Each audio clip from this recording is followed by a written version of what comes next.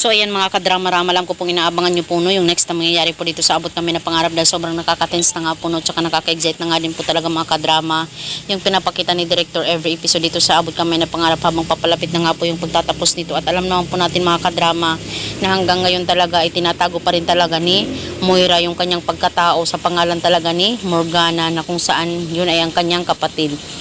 Feeling ko talaga mga kadrama ay wala na po talagang ibang magsasabi talaga ng katotohanan about talaga sa pagpapanggap dito ni Moira, kundi yung kapatid niya talaga na si Morgana, na kung saan alam naman po natin na hindi talaga sila magkasundong dalawa. At lalong lalo na ngayon na wala na yung kanilang ina, ay talagang gagawin talaga ni Morgana yung dapat talagang gawin. So mga kadrama, dahil nga po talaga dito ay hindi talaga sila titigil, lalo na itong sila Lynette, sila RJ, hindi po talaga sila titigil talaga hanggat hindi po talaga nila nalalaman kung sino ba talaga itong si Morgana. So mga kadrama, hoping nga po talaga no, itong si Morgana na totoo ay siya na talaga yung magsasabi ng katotohanan talaga dito kina Lynette, kina RJ at saka kina Annalyn. Di ba? Siya na lang po talaga yung magiging susi, kasi sa tingin ko talaga kahit sila Zoe, wala na din talagang pag-asa na magsabi talaga ng katotohanan, kasi kahit nga si Justin at saka si Doc Lindon na totoong may alam talaga sa pagkatao ni nila Zoe at saka nila Moira ay nawala na. Di ba? Wala na tayong ibang aasahan pa kundi siguro itong kapatid na lang ni Moira ang magsasabi ng katotohanan sa kanila. Alam ko mga kadrama na na-excite din po talaga kayo sa pagtatapos talaga ng Abot Kami na Pangarap no. At alam ko na inaabangan po talaga natin lahat to mga kadrama, pero sige lang po, abang-abang lang po tayo, wag lang po tayo mawala ng pag-asa dahil darating din po talaga tayo sa point na yun na matatapos din po talaga yung drama na to at matutuldukan na din talaga yung lahat ng mga katanungan po talaga natin mga kadrama.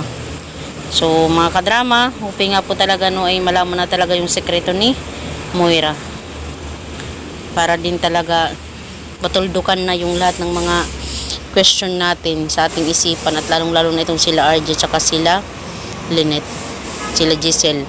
Deserve po talaga nila na malaman po talaga yung katotohanan. So mga kadrama,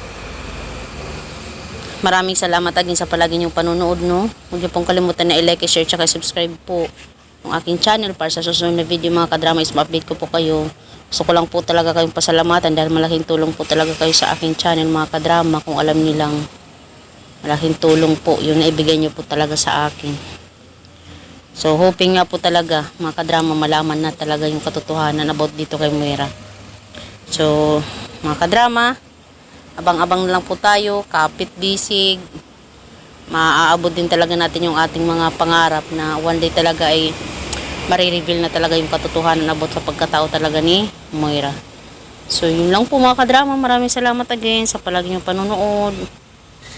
Huwag niyo pong kalimutan na i-like, i-share, tsaka i-subscribe yung aking channel mga kadrama. Bye bye, abangans po natin mga kadrama.